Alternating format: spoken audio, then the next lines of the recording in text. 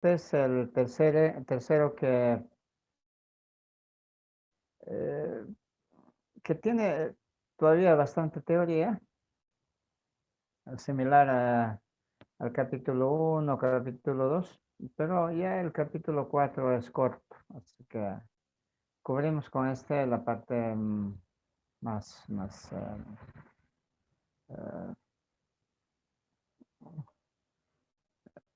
no digamos más difícil, pero por lo menos con cierto grado de dificultad, ¿no?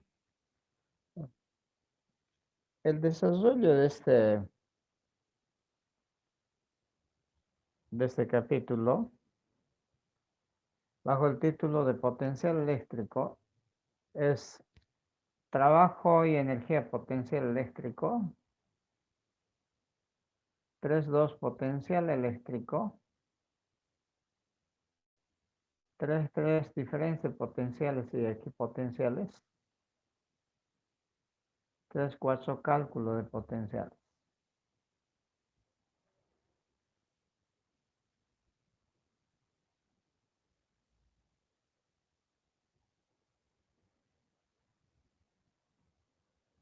El objetivo principal de este capítulo es de trabajar ya no con potencial, perdón, con un campo eléctrico vector, como lo hemos hecho en los capítulos 1 y 2, sino con una nueva magnitud llamada potencial eléctrico que es escalar. En resumen, las cargas generan en el espacio que les rodean campos vectores, como el campo eléctrico, pero también, como vamos a ver aquí, generan campos escalares, llamados potenciales eléctricos. Entonces, para quienes estén sopesando quizás con los vectores, porque tiene varios componentes, etcétera, problemas, quizás este sea un capítulo que puede salvar esa dificultad porque no se trabaja con vectores, sino solo con escalares. El potencial es un escalar. Y a través del campo del potencial eléctrico, si siempre el requerimiento es campo eléctrico, nosotros podemos relacionar, podemos calcular, sí, como está el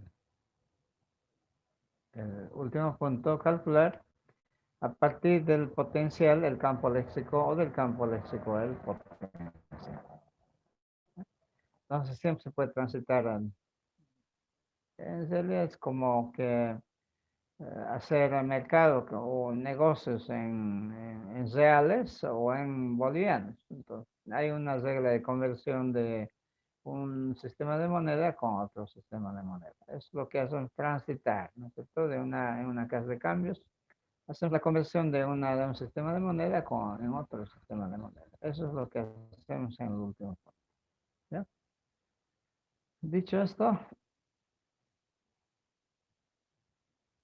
desarrollamos el primer subtítulo. Trabajo y energía potencial eléctrica.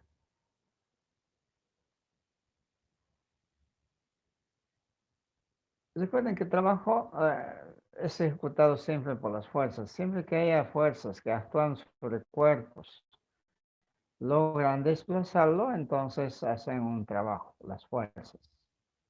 El trabajo es una magnitud escalar, cuya unidad es el Joule en el sistema internacional. Hay en otros sistemas también, pero nosotros solamente trabajamos en el sistema internacional. Y energía, existe una conversión de trabajo y energía en trabajo. Vamos a ver. La energía, ustedes conocen en física 1, energía cinética, energía potencial. En física 2 hemos abordado energía térmica o simplemente calor, o la energía interna, lo mismo. Ahora vamos a ver lo que es la energía potencial eléctrico. Eh, esta energía potencial eléctrico es la energía que tienen las cargas debido a la posición que ocupan. Por eso potencial se refiere a posición en este caso, ¿ya? De las cargas eléctricas. Comenzamos con el trabajo. El trabajo vamos a seguir denominando con W. Para calcular el trabajo entonces, vamos a encontrarnos con una determinada carga, supongamos que supono en algún punto. Y lo que queremos es colocar una segunda carga próxima de la primera, a 1 metro, digamos, o 2 metros de la primera. Pero obviamente vamos a ir a buscar la carga 2, que en un principio debe estar lejos, lejos, tan lejos. Y desde allí entonces vamos a ir a empujar, a arrastrar y colocarla muy cerca de la carga 1. ¿Ya? Entonces esa es la meta de la tarea. Se propone colocar la carga 2 cerca de la carga 1. ¿Cómo lo vamos a hacer? Haciendo un trabajo. ¿Quién va a hacer el trabajo? Ya dijimos, las fuerzas. Hasta aquí en los anteriores, en el primer capítulo sobre todo, hemos trabajado con la fuerza de Coulomb. La pregunta es, ¿la fuerza de Coulomb hará trabajo? Veamos como una comparación. Tenemos también nuestro planeta cerca de la superficie de la Tierra. El peso, que para nosotros es la fuerza de atracción que la Tierra ejerce sobre cada uno de nosotros, objetos, seres vivos, etc. Pero la gravedad hace trabajo. Eh, Generalmente el cuerpo está depositado en alguna parte, por sí mismo no va a hacer un trabajo. Para que haga trabajo, ¿qué hay que hacer?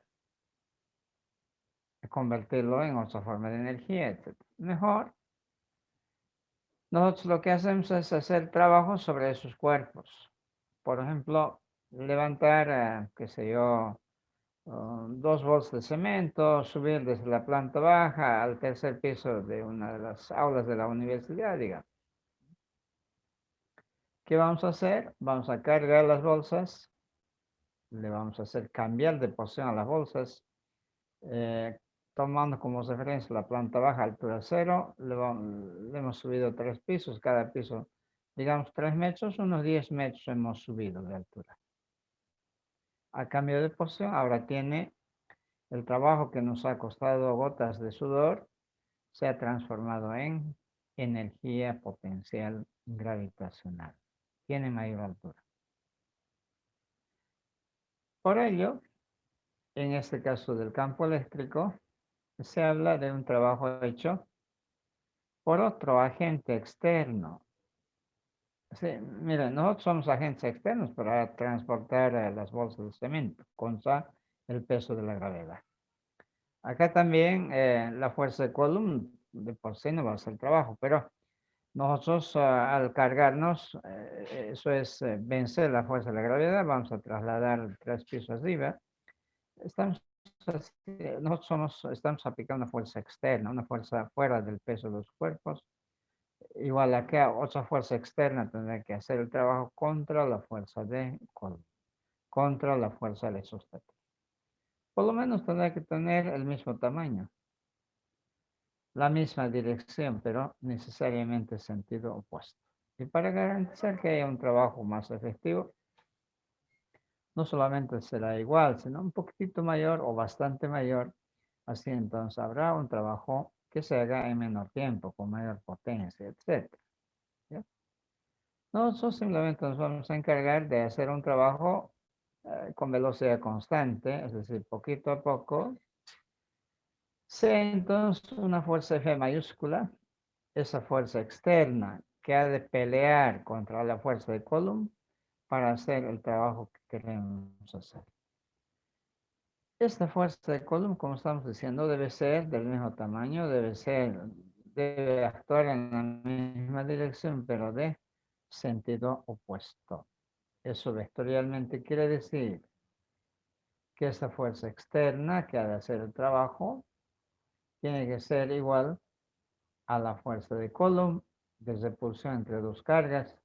Tienen la misma dirección, pero por lo menos esta fuerza debe igualar a esta otra fuerza. Solo así va a poder trasladar, por ejemplo, en este caso, de derecha hacia la izquierda.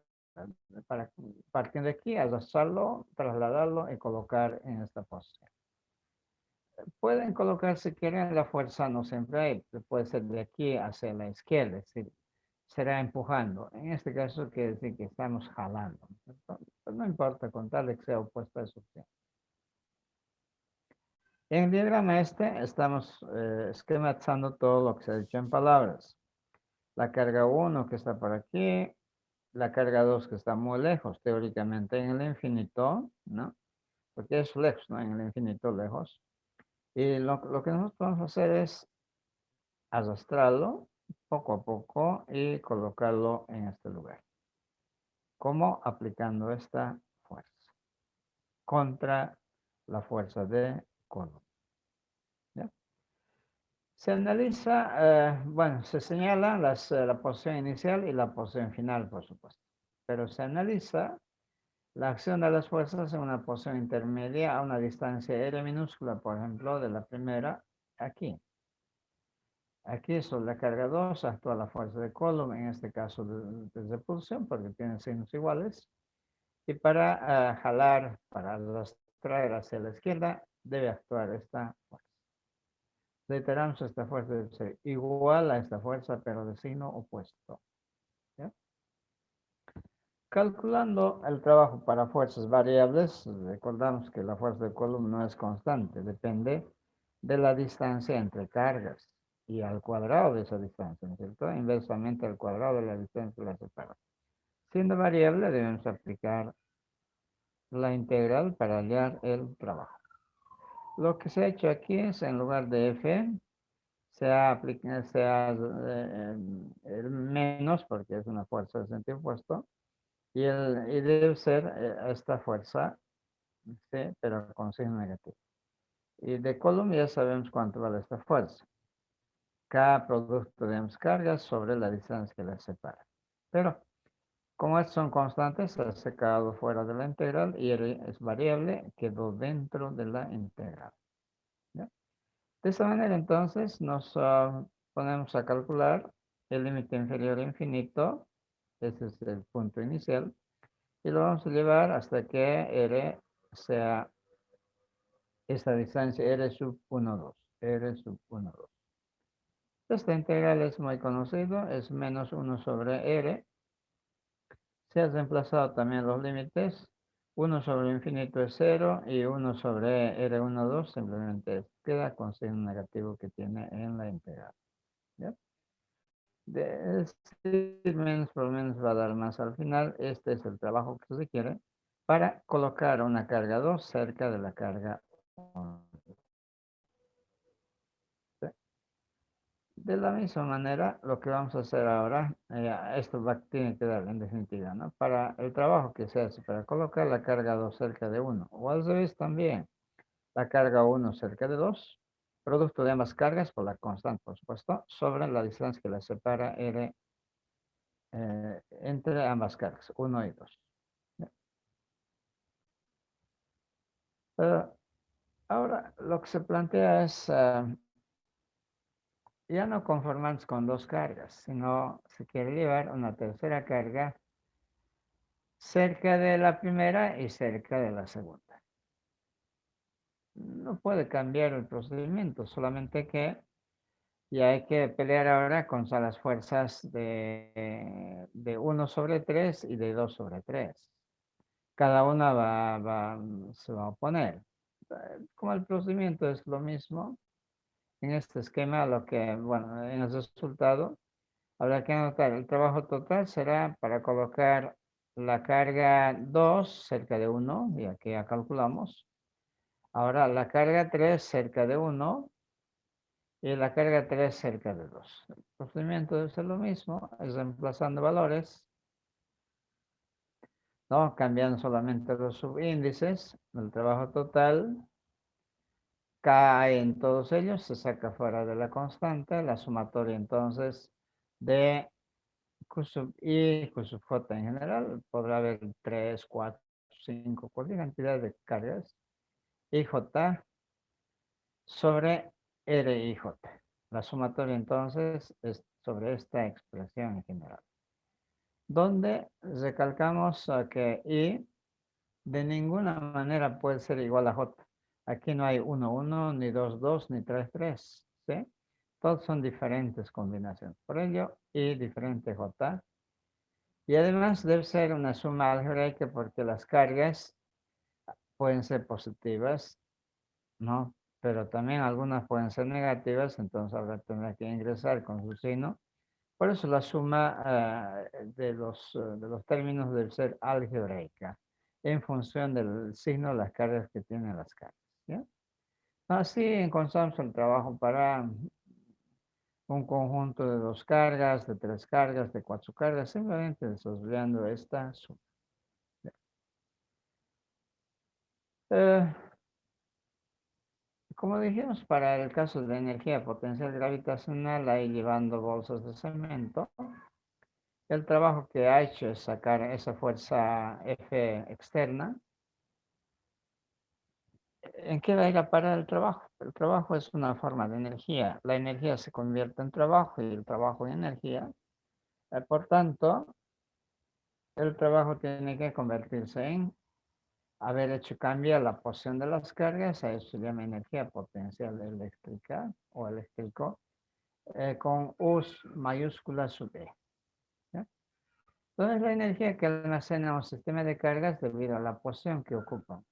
¿Por qué ocupan esa posición? Porque alguien ha tenido que ir a colocarlos, ha hecho un trabajo para ir a colocar esas cargas.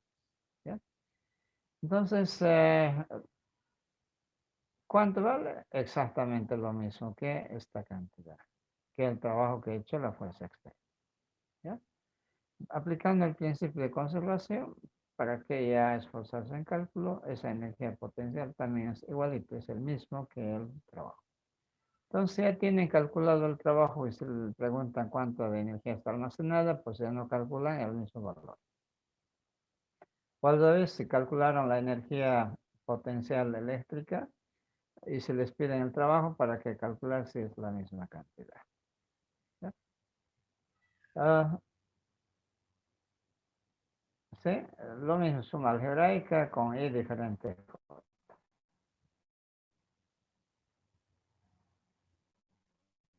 En este ejemplo está constituido por 3 cargas. 3 cargas puntuales de 4 microcoulomb, menos 7 microcoulomb y 3 microcoulomb. Están colocadas estas cargas en los vértices de un triángulo rectángulo de 10 y 50 centímetros. 10 centímetros, 50 centímetros y en sus vértices las 3 cargas. 2 positivas, una negativa. Ustedes pueden desordenar si quieren aquí la positiva y aquí la negativa o arriba, no importa. No consigo colocar en esta posición. ¿Ya? Entonces, lo que se pide es calcular cuánta energía está almacenada en este sistema. ¿Sí? Para ello, comenzamos enumerando las cargas. ¿Cuál va a ser la carga 1, la carga 2, la carga 3? En este caso, por ejemplo, a la carga negativa se me ocurrió colocarle la carga 1. A la carga de 4 microcoulomb, la carga 2, aquí la carga 3. Podría haber puesto carga 1, carga 2, carga 3, no altera para nada el resultado. Asimismo también hay que revisar si todas las distancias entre cargas están. Está aquí 10 centímetros, aunque debe colocarse en SI, en Sistema Internacional, 0,10 metros. Esto también está entre esta carga y esta tercera carga, 0,5 metros. Pero no está esta distancia entre la carga 2 y la carga 3. Entonces hay que calcularlo aquí apelando a la trigonometría, es decir, esto es una triángulos, rectángulos, perdón. Una hipotenusa de estos catetos, entonces raíz cuadrada de este al cuadrado más este al cuadrado y ya está. ¿Cierto? Me salió 0,51 centímetros, perdón, 51 centímetros, 0,51 metros. La energía potencial eléctrica está desarrollada la suma para, mira, K para 1 y 2.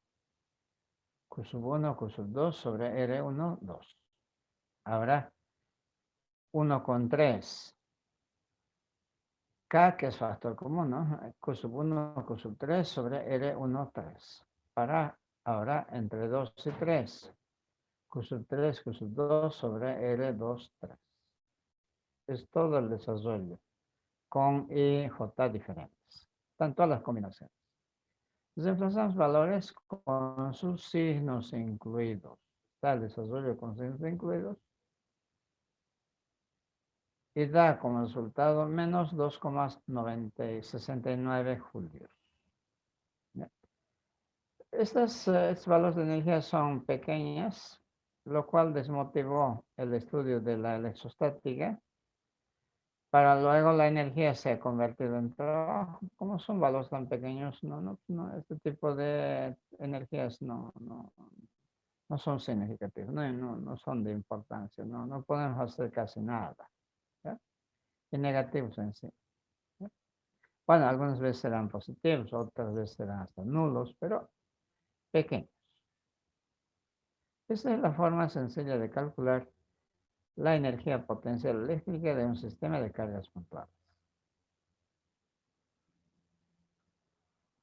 Este subtítulo lo hacemos para definir a continuación el punto que nos interesa, que es potencial eléctrico. Vamos a definir el potencial eléctrico. Se simboliza con una B mayúscula. Aquí que esté en negrillas no quiere decir que sea vector, simplemente se ha remarcado nada más. Bien. Para indicar que corresponde a ese potencial en el punto P se puede anotar de esta manera, o también entre paréntesis se puede anotar algún vector que sirve para ubicar, como R mayúscula por ejemplo. ¿Ya? Entonces acá lo que se plantea es que la segunda carga, bueno, tenemos la primera carga Q que está por ahí depositada. Ya no vamos a llevar la carga 2 cerca de la carga 1, sino una carga especial. Para nosotros tiene carga testigo, llamado carga testigo, o también llamada carga de prueba. ¿Sí? Entonces, esa carga de prueba es el signo positivo y es pequeño, es pequeña el valor de la carga respecto a la carga cuyo campo estamos, o cuyo potencial estamos por definir. ¿Ya? Igual lo hemos llevado de lejos. ¿En qué va a cambiar el resultado? Solamente en los subíndices. En lugar de Q sub 1 vamos a colocar Q. En lugar de Q sub 2 vamos a colocar Q sub 3. ¿Qué va a cambiar? Nada. Y R, por tanto, es la distancia que va a haber de Q a la carga Q sub 0 o de la carga Q al punto P. Ya está. Entonces, ese es el trabajo que se ha requerido para colocar la carga de prueba cerca de la carga Q. Se define potencial eléctrico en el punto P. Potencial generado por esta carga Q al trabajo que eso requiere para colocar la carga Q sub 0 en ese punto, pero por unidad de la misma carga de Q sub 0. ¿Qué quiere decir entonces? El potencial en P, que también se puede anotar a la distancia minúscula de la carga Q, al trabajo sobre Q sub 0. Q sub 0 que se simplifica y queda K, la fuente, que es la carga que genera ese potencial, y la distancia que hay de la carga al punto P. ¿Ya? Así entonces está todo. La fuente, la carga y el valor de la distancia que dista de la carga del punto. ¿Ya? Su unidad de esta magnitud llamado potencial, el julio para el trabajo y para la carga Coulomb es el llamado voltio. ¿Ya? Vamos a usar todos los prefijos hasta aquí en sistema internacional, es decir, más de 1 voltio y menos de 1 voltio. Kilovoltio, megavoltio, gigavoltio, teravoltio, y en cambio para pequeños valores, milivoltio, microvoltio, nanovoltio, picovoltio, igual utilizamos. Antes de ir adelante, este potencial puedo calcular en cualquier punto, pero menos en R minúscula igual a 0, porque si no tendría infinito. ¿Ya? Esa limitación existe. En resumen, No puedo colocar potencia, no puedo calcular potencial donde está siendo ocupado, en el punto donde está siendo ocupado la carga Q. En ese punto no se puede. ¿Ya? Es un escalar que su signo depende si carga es positiva, potencial es positivo, si es negativo, potencial es negativo. ¿Ya? Aquí estamos indicando que tiene que ser un punto diferente de cero, excepto en R igual a cero. En resumen, entonces una carga en este espacio, en cada uno de los puntos, genera un potencial 1 en punto 1, un potencial 2 en punto 2, en cada punto 1 y nada más que un potencial. Antes era una carga definida en un punto o generaba en un punto un vector nada más que un vector y todos los puntos se definían por vectores, campo. En cambio aquí por potenciales. Esta por tanto, es un campo de potenciales. ¿Ya? Ya no es de vectores, sino es un campo de cantidades escalares, o simplemente campo de potencial. De ahí su ventaja de calcular en lugar de vectores el potencial porque es escalar. Antes de seguir de calcularla, conceptos importantes como diferencia de potenciales y equipotenciales. Se llama diferencia de potenciales a la resta que hay entre dos potenciales, correspondientes a dos puntos diferentes, por supuesto. En este caso, entre el punto 1 y el punto 2. Generalmente siempre se coloca el potencial último del punto 2, debe estar después del punto 1, potencial 2 menos el potencial 1. Y se anota hacia delta V. Que también se puede colocar de esa manera. Esto es potencial del punto 2 respecto al punto 1. ¿No? Cualquier notación sí. Como estamos estando, digamos, 50 voltios menos 2 voltios igual a 40 voltios, ¿no? La unidad también es el voltio. ¿Ya? No se requiere otra unidad. ¿Qué se lee? Potencial 2 respecto de 1. La diferencia de potenciales puede tomar valores positivos o negativos dependiendo de los valores justamente de estos dos potenciales. Será mayor, va a ser positivo. Si es menor esta cantidad respecto a la primera, será negativo el potencial. O puede, si son iguales, puede dar un valor cero. ¿Ya? Aquí recalcamos de nuevo, la alta tensión es para tensiones elevadas, kilo, mega, gigavoltios, y tensiones bajas, mili, micro, pico, nanovoltios, baja tensión. ¿Ya? Los símbolos que se utilizan para alta tensión por ser letal es este símbolo, o a veces con una calavera más para llamar más atención todavía. Es letal, por eso peligro, alta tensión. Pero para el que no sabe leer quizás este símbolo significa eso. Pero también utilizamos otros símbolos para potenciales de referencia, sobre todo tierra. Se supone que el potencial, se asigna nominalmente un potencial cero, ¿no? Todo equipo tiene este cable con este símbolo. Nosotros lo cortamos generalmente o lo doblamos. Es una responsabilidad porque es un cable que debe ser colocado para que el equipo funcione con todas las seguridades de uso, ¿no? Que debe tener cualquier equipo o artefacto eléctrico. En computadora, por ejemplo, yo tengo un enchufe con 3 cables. Lo que he hecho es comprarme un adaptador que termina en 2 cables, en 2 puntos solamente, y de esa manera lo anulo al tercero. Y otros lo cortan y punto. ¿Ya?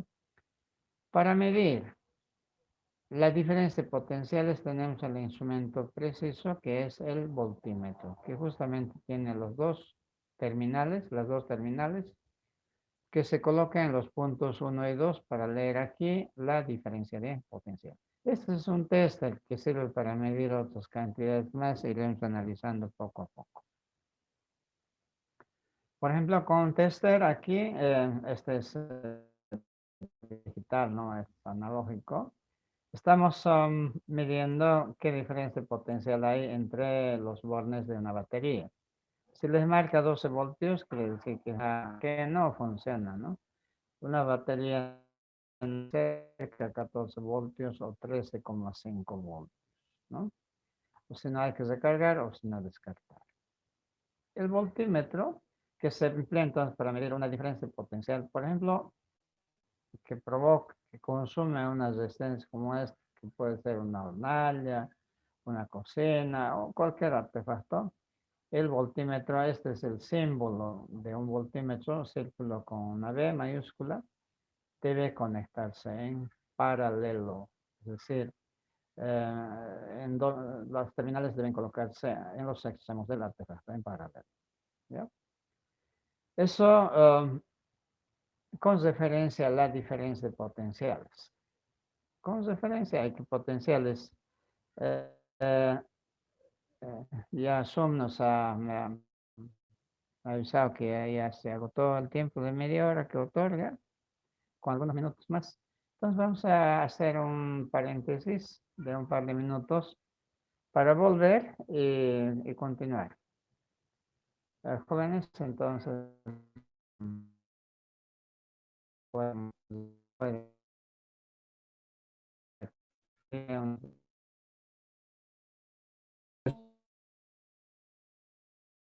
por favor, entonces luego volver.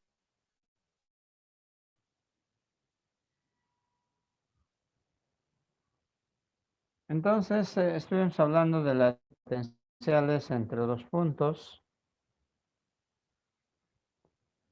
Los puntos, los avisos o los puntos de referencia más importantes, la tierra y el instrumento que en este campo se usa en forma infaltable es el voltímetro, ¿no? Ya está. Respecto a alta tensión, yo he escuchado de manera reiterada los siguientes comentarios. Por ejemplo, los ingenieros eléctricos y electromecánicos se formarían para manejar, para trabajar en el campo de alta tensión. Generar química. Dios, digo.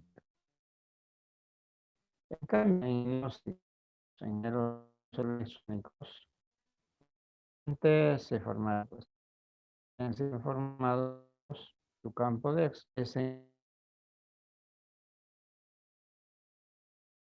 tensiones muy pequeñas, milivoltios, microvoltios, picovoltios o nanovoltios. ¿Ya? Y ¿no? Si se abre en su celular, es un acumulador de todo, pero es muy poco, quizás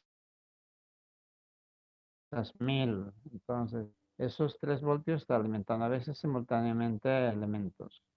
Entonces, es una aplicación de tensiones muy bajitas o de potenciales muy pequeños. ¿Ya? Eh, yo simplemente les transmito lo que he escuchado. Cuando se habla entre ingenieros, cuál es el campo de acción, ¿no? De qué diferencia hay, ¿no es cierto?, de una actividad de un ingeniero eléctrico a un ingeniero electrónico. Pero en la práctica, en realidad, todos ¿no? trabajan en equipo, ¿no? Así que muy poca diferenciación se hace de un ingeniero eléctrico a un ingeniero electrónico. Bien. Equipotenciales, eso es lo que ahora nos toca continuar.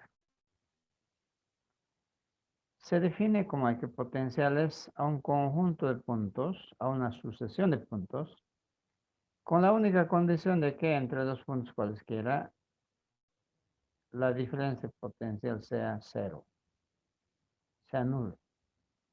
¿Por qué se va a anular? Sencillo. Los dos potenciales deben ser iguales, ¿no? B sub 1 debe ser igual a B sub 2, entonces, como es una resta, la diferencia potencial se anula. Así que es muy sencillo encontrar dos puntos que se hallan a igual potencial. ¿Ya? Con esa simple definición, encontramos en la práctica líneas equipotenciales, superficies, espacio equipotencial. Solamente en laboratorio, ojalá que tengamos siquiera un par de clases presenciales, todavía se descarta de momento, ¿no? Quizás de aquí al año ya se pueda, ¿no? Pero para cargas puntuales, si bien las líneas de campo son líneas radiales, líneas de campo, ¿no es cierto?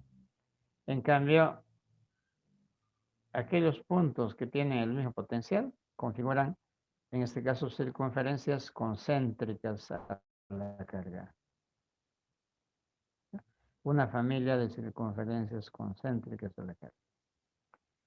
Entonces, quiere decir, si este punto tiene, qué sé yo, 50 voltios, este punto también tiene 50 voltios, y todos los puntos de esta circunferencia tienen el mismo potencial. Entonces, la diferencia potencial entre este punto y este punto, digamos, 50 menos 50 es 0 voltios. Lo mismo pasa con este punto. Si aquí hay 100 voltios, aquí también 100, 100, 100, así, y todos los puntos tienen el mismo voltaje. ¿Ya? Y la diferencia da de nuevo 0, 0, 0. Lo que se puede ver es que entre las líneas de campo y las líneas equipotenciales, las negras con las hojas, en cualquier punto siempre son ortogonales, son perpendiculares. Las líneas radiales son justamente perpendiculares a las circunferencias. ¿Ya? Aquí tiene lo mismo las líneas de campo para un dipolo eléctrico, positivo o negativo, con rojo las líneas de campo y con verde las equipotenciales. Este es mucho más interesante todavía, son casi circunferencias en puntos cercanos a la carga. Luego se van haciendo como elipses, ¿no? Esferoides en general, luego se rompe el esferoide, tenemos paraboloides, hiperboloides, terminando acá en un plano, ¿no? Como un espejo prácticamente idéntico al otro lado, ¿no? Y en el espacio estas líneas se convierten en paraboloides de revolución o elipsoides o hiperboloides de revolución, etcétera, son figuras muy, muy interesantes. Aquí recalcamos de nuevo, aquí tienen líneas de campo con rojo y con azul las líneas equipotenciales, ¿no? Aquí dejando claramente, diferenciando cuál es línea de campo y cuál es la superficie equipotencial o línea equipotencial, pero que en el espacio obviamente son superficies equipotenciales, como las cebollas redondas, ¿no? Una capa es una cáscara esférica, entonces sería una equipotencial y todas las capas de cebolla las equipotenciales. Y las radiales emergiendo imaginariamente, ¿no? Imaginariamente saliendo pues, radialmente de la carga puntual. ¿Ya? Bien. Um, para el caso de placas paralelas que hemos usado para configurar un campo eléctrico uniforme, igual hay potenciales. Las mismas placas están a un mismo potencial. Si esta placa está a 100 voltios, aquí creo que coloco ¿cuánto? 100 voltios, ¿no? En este punto, y todos los puntos están al mismo voltaje. Esta placa también lo mismo. Y ahora, estas placas y las demás placas imaginarias paralelas a estas, también todas ellas tienen el mismo potencial. Se constituyen en superficies equipotenciales de un campo uniforme. ¿Ya? Para los conductores es algo más interesante. Conductores quiere decir que este cuerpo es un metal, cobre, digamos. Macizo o hueco, no importa. Ya hemos dicho de que el campo es cero porque no ingresa carga alguna, ¿no? La carga no hay aquí adentro. Y esta carga excedente solamente se deposita en la superficie externa del conductor. Aquí un poquito lo he metido a fin de trazar claramente las líneas de campo. ¿Ya? Como el campo en el interior es cero, solamente hay campo en el espacio exterior. Ahora, en términos de voltaje, con el tester, ¿no? Con el voltímetro, ¿no? Traer un valor, supongamos 100 voltios. Recordemos más aquí, sigue marcando 100 voltios, 100 voltios, 100 voltios, no importa cómo sea el punto, siempre nos marca los 100 voltios. ¿Qué quiere decir? Que la superficie del conductor, la superficie externa del conductor, es una superficie equipotencial. No importa dónde toques, haya poca carga, más carga, no importa. ¿Ya? Pero para mayor seguridad a veces se perfora. Entonces, también con el voltímetro, qué voltaje está este punto o más arriba, no sé. Resulta que como este está a 100 voltios la superficie, en el interior este también está a 100 voltios, este también a 100 voltios. Y todos los puntos de este cuerpo conductor están al mismo voltaje. Pero como es un volumen, todos los puntos del mismo potencial se llama volumen equipotencial.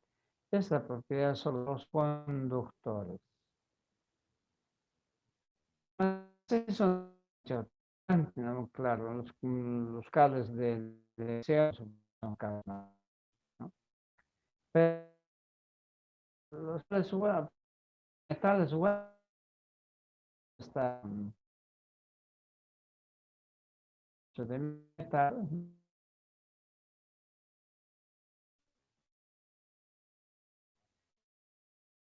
fuera haciendo chispas eléctricas altas. Si quieren, aquí lo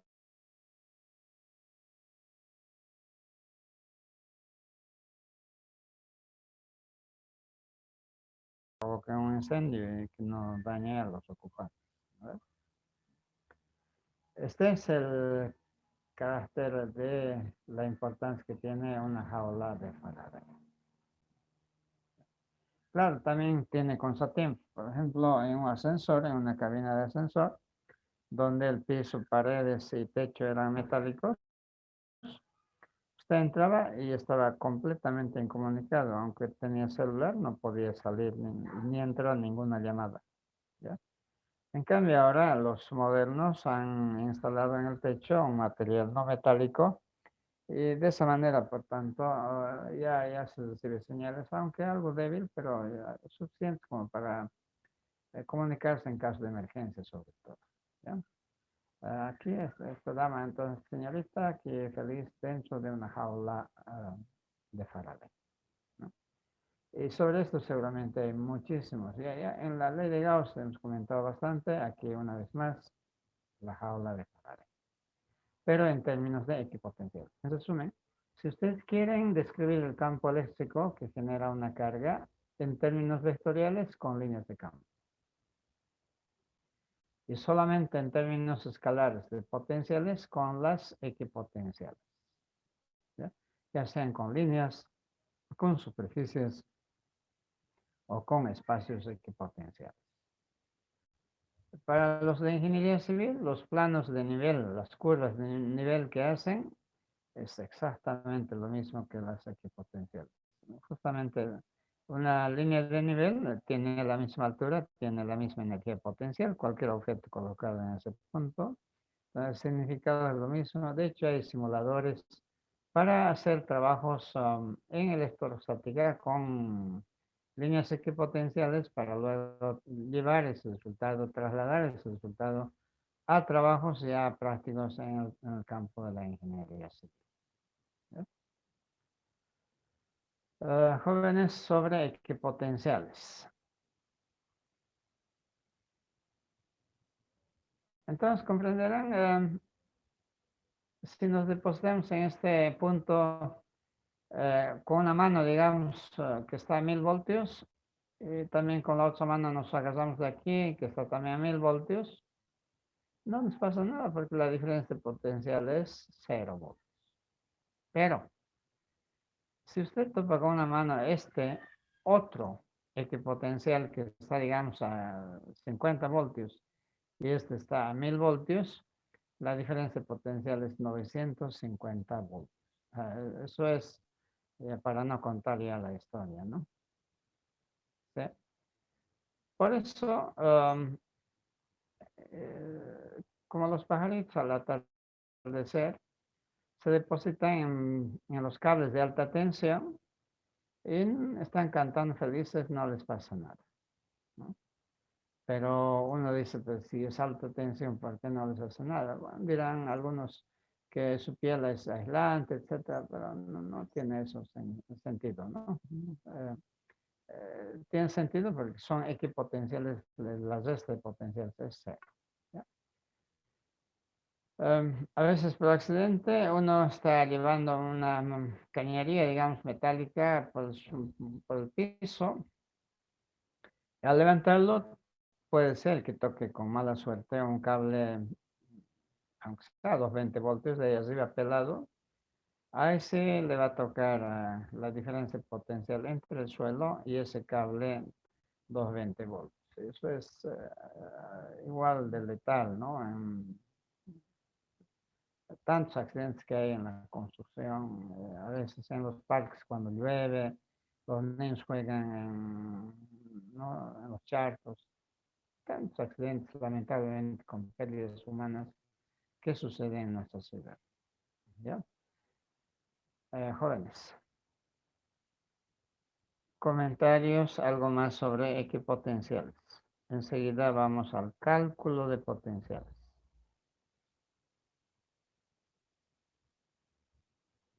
Bien, cálculo de potenciales. Este cálculo de potenciales es muy fácil, es para cargas puntuales. eh, por ejemplo, como en este caso, 3 cargas puntuales. Y en este punto lo que se pide es hallar el potencial que generan estos 3 cargas. Perdón, cargas. Igual que en campo eléctrico, se enumeran las cargas y también se indican o se calculan las distancias que hay de la carga al punto. De la carga al punto, de la carga al punto. ¿Ya? Para 1 R1, para 2 R2, para 3 R3. Y se reemplaza directamente en la fórmula que tenemos para el potencial. Y para las 3 cargas será la suma de los 3 potenciales, para 5 términos, etc. Donde para la carga 1 R1, carga 2 R2, carga 3 R3, respectivamente. Si las cargas son positivas, todas son positivas, hay que sumarlos, pero si alguna es negativa, pues hay que hacer una suma algebraica, ¿ya? El signo únicamente por potencial define la carga. Esta distancia es una distancia, no hay distancias negativas, es distancia, puede ser a la izquierda, a la derecha, una distancia, ¿ya? Así entonces ejemplificamos aquí, 4 cargas de 20 nanocoulombs se colocan en los vértices de un cuadrado, de este cuadrado, ¿sí? Cuadrado que es del lado igual, ¿no? Ya está. 2 negativas y 2 positivas. Podría haberse instalado intercaladas las cargas, pero lo que se ha hecho es colocarlos. Ya. Se pide el potencial en este punto, en la mitad de este lado. Aquí, este es el punto P. Ya. Entonces, en este punto P vemos, enumeramos las cargas 1, 2, 3, 4. Al revés, por aquí también podrían ver, no importa. Si lo enumeré 1, este es R1. Si esto lo llamé R2, es esta, R3 esta distancia, R4 por tanto esta distancia. Como conozco el lado, que es 80 centímetros, 0,8 metros, como está en la mitad, esto debe ser 40 centímetros o 0,40 metros, calculo pues la hipotenusa. ¿Cómo que se ha hecho aquí R1 esta? Ya no necesitamos calcular esto porque tiene el mismo tamaño, ¿sí? Y las demás, R2 es 40 centímetros, R3 también 40 centímetros, ¿sí? Así que todas las distancias de punto de las cargas la conocemos. Y los reemplazamos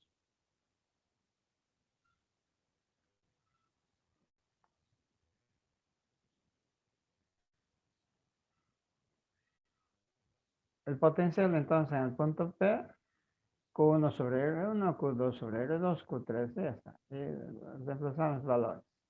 K, que es una constante fuera de la suma, la carga 1 la número negativo con su signo sobre su distancia, más la carga 2 también negativo sobre su distancia, 3, etcétera, y me dio un valor 0. Dijimos que puede ser 0, que puede ser positivo o negativo. En este caso dio 0. En el inciso B se pide el potencial en el punto M, aquí abajo, en la mitad, pero de esta cara, de la base, digamos, del cuadrado. Esta distancia es la misma que la que se calculó antes, que era 1, así que no hay necesidad, solamente es otro punto. Recuerden que aquí está la carga 1, la carga 2, la carga 3, la carga 4. Con esos datos, lo que se ha hecho es reemplazarlo. Para la carga 1 negativo, esta es la distancia, 0,89, etcétera, y así. Ahora sí me da un potencial 497,5 voltios. Entonces, en este espacio hay puntos con potenciales, otros no tienen, y hay algunos puntos que también deben tener potenciales negativos. ¿Ya? Y en un inciso C se pide la diferencia de potencial entre esos puntos, este punto y este. La diferencia potencial es el potencial de M menos el potencial de P, solo eso, la resta de los dos potenciales. Es decir, ¿no? Como este era 0, perdón, como era 0, 0 menos esta cantidad, lo único que hace es invertir el signo. Así se trabaja. Y para comprobar, con un voltímetro tendré que colocar un polo aquí, el otro polo aquí del voltímetro y me dará, bueno, cerca de esto, casi lo mismo. ¿Ya?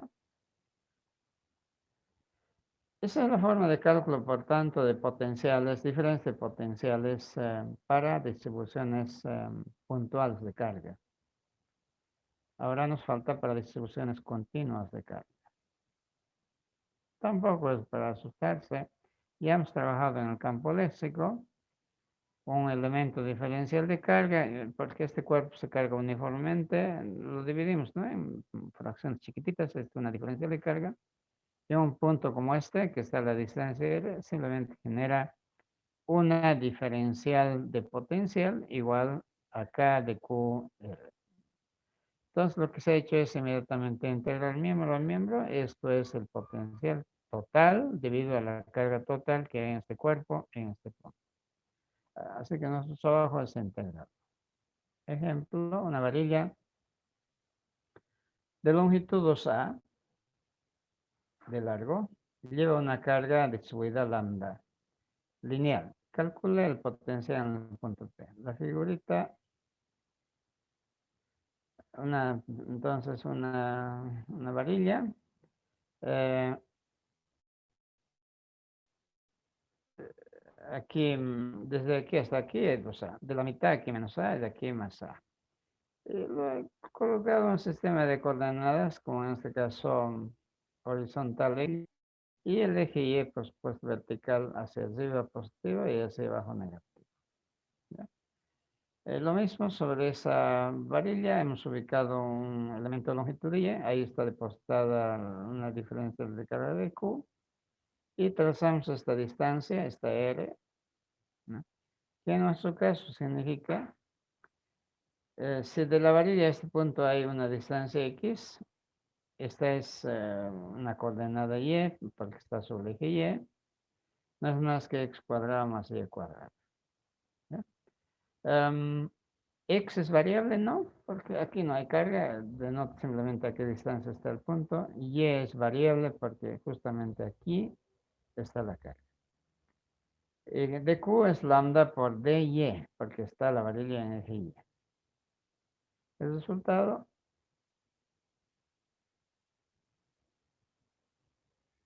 como en el caso de campo eléctrico, hay que relacionar variables. Uno puede elegir R o otro valor si interviene. Yo prefiero mantener la variable natural, que en este caso fue Y. Entonces,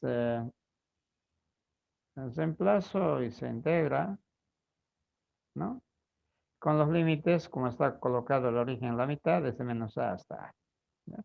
Y su integral sale, si quieren numéricos, a x tendríamos que darle un valor, a otro valor, no es más. Eso es todo.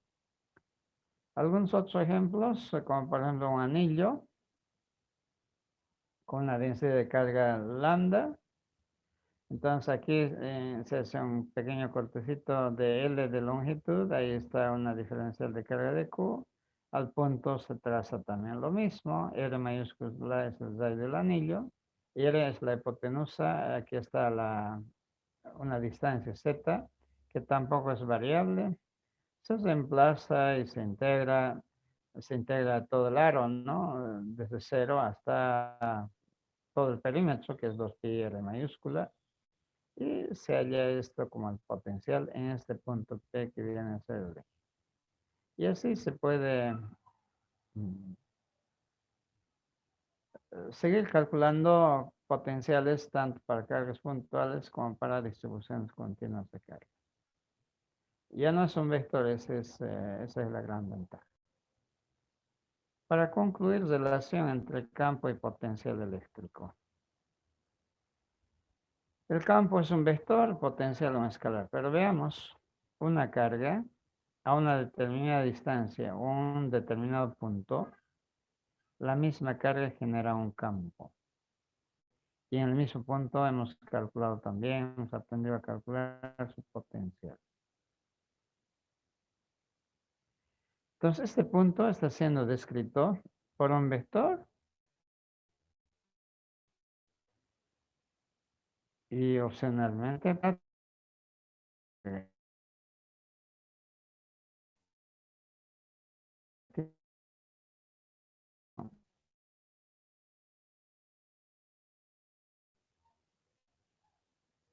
no sé que no sea muy claro, pero es como a veces, vamos a Aventura Mall, digamos, ¿no?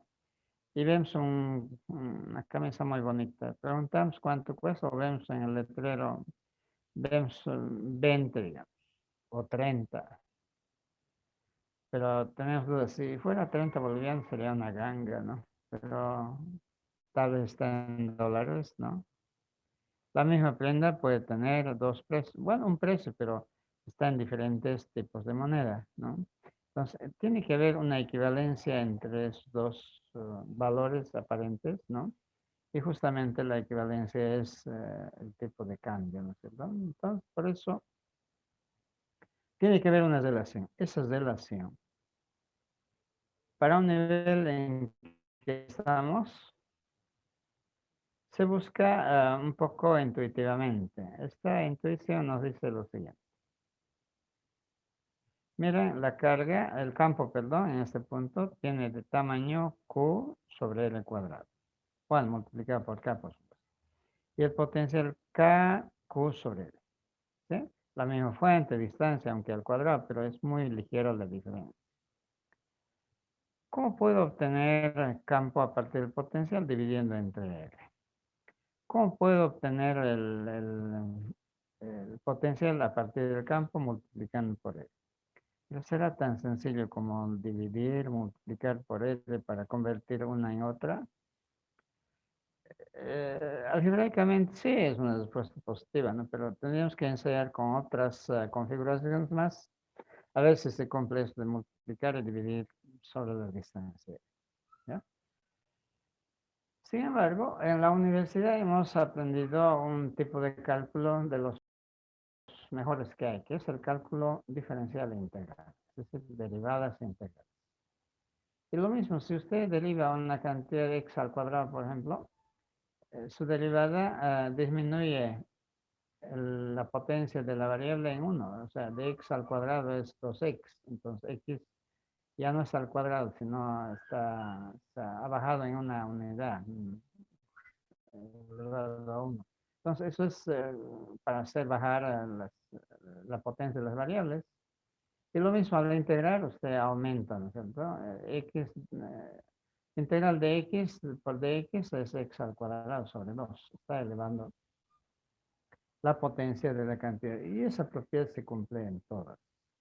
Dependiendo de la función, por supuesto, ¿no? Si es algebraica, si es trigonométrica, si es exponencial, etc. Pero el principio es lo mismo.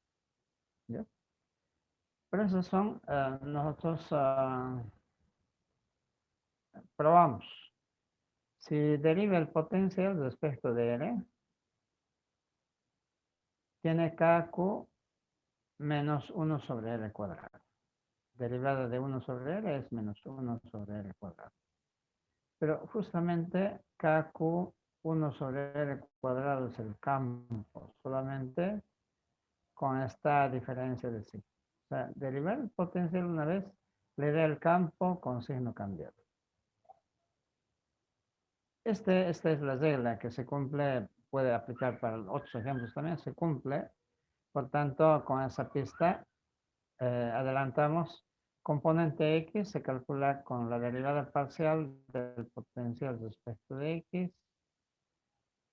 componente Y, la derivada parcial del potencial respecto de Y la derivada parcial de B respecto de Z para componente Z, todos con signo cambiado, negativo. ¿Ya? Esto en resumen, si tienes potencial, ¿para qué ya vas a calcular el campo? Si no lo derivas, sí, ya tienes componente X, componente Y. Si se necesita magnitud, dirección, aplicas el álgebra de vectores, Pitágoras y cosenos de vectores. A la inversa, si se conoce el campo, ¿cómo calcular el potencial? Como ya hemos probado que esta relación funciona, entonces multiplicamos miembro a miembro por dr. Y multiplicando miembro a miembro por dr, tengo que db es igual a e por dr. Y lo integro miembro a miembro y tengo la relación para convertir a partir del campo y encontrar el potencial. Esta es la fórmula, si quieren, para si ya tienen el campo y cualquiera sea la razón, quieren diferencia de potencial, entonces aplican. Completamos con algunos ejemplos. El tiempo nos está apretando de nuevo. Les tengo que citar simplemente, aquí tenemos ejemplos para el anillo, ¿no? Hemos demostrado en el ejemplo anterior que es su potencial. Que si quiero hallar su campo, lo único que hago es ver que no depende de X ni de Y, son ceros entonces, solamente Z, la derivada de B respecto a Z y el resultado es esta cantidad. No sé si lo hicimos en el capítulo 1, pero no importa, este es el campo que genera un anillo en un punto sobre el eje. ¿Ya? Lo hemos obtenido a partir del potencial. Y así ese procedimiento se puede aplicar a otros ejemplos. Aquí se ha aplicado a placas paralelas, se ha aplicado a cables coaxiales, se ha aplicado a esferas concéntricas, una esfera maciza, una cáscara esférica que les rodea. Así que se puede, bueno, en este caso a un cable coaxial, dos cilindros que tiene el mismo eje, ¿no? Es una vista, perdón, es una vista en corte, vista de arriba. Y también se ha hallado la diferencia potencial. Aquí también la diferencia potencial. ¿Ya? Así que jóvenes, tienen el capítulo de potenciales con todos los matices, con todas las aristas. Hay que trabajarlo. Una sugerencia es de que para este capítulo resuelvan, claro, no, perdón, son 10 problemas obligatorios, ¿no? Pero mayormente unos 4 de cálculo de potenciales para cargas puntuales, otros 4 para cargas puntuales y unos 2 ensayen para equivalencia entre campo o conversión o relación entre campo y potencial, que también lo hay en el libro. Y si no les resulta, aumentan más de potenciales para cargas puntuales o para distribuciones continuas de carga. Hay muchos problemas en nuestro libro, así que está para distraerse. ¿Ya? Jóvenes, eso es de mi parte para este capítulo. Si tienen algunas consultas, el jueves en todo caso una media hora lo dedicaríamos a consultas, ¿no? Porque seguro que hay muchas cosas que preguntar acá. Jóvenes, consultas.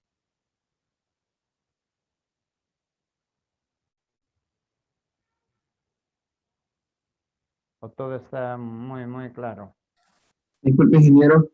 Dígame. ¿De dónde podemos sacar los ejercicios para hacer? Serway. Del capítulo también que lleva el título de potencial eléctrico. Debe ser, no sé qué, 20 y tantos el número del capítulo. Todo hemos dicho de Serway. Ya sea de la 5ª edición, o 7ª edición, o 9ª edición. Ingeniero, una pregunta.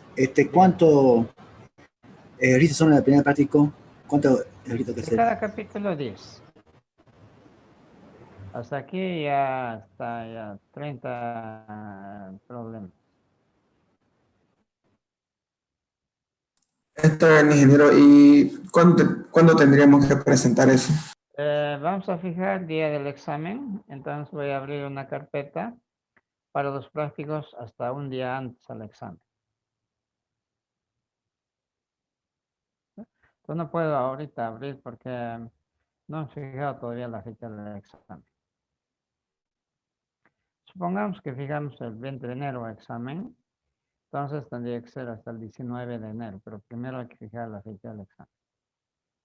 Está bien, ingeniero. ¿Ya? Pero tienen que ir haciendo, ¿no? Porque para el examen no va a estar ahí intentando recién hacer el práctico, ¿no? El práctico para esa fecha tiene que estar una semana antes concluido para que usted, más bien el práctico, use como, para ese paso. Además no me va a enseñar, me va a mandar Inge, los códigos. Dígame. Hola. una pregunta. ¿El parcial va a ser presencial o virtual? Virtual. Por lo menos el primer examen. No. El rector ¿Hasta aquí va a ser o no, falta un tema? hasta corriente eléctrica va a ser. Por eso estoy pensando hasta 25 de enero. Está pues, en el plan de trabajo. Solamente vamos a dar 2 exámenes nosotros.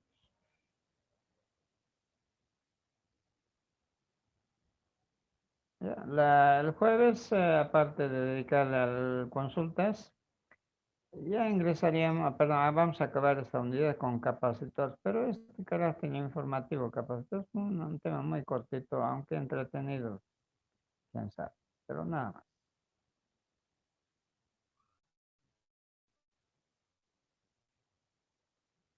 Y corriente eléctrica, ustedes dominan, colegios en eso, han trabajado mucho, pero igual vamos a repasar.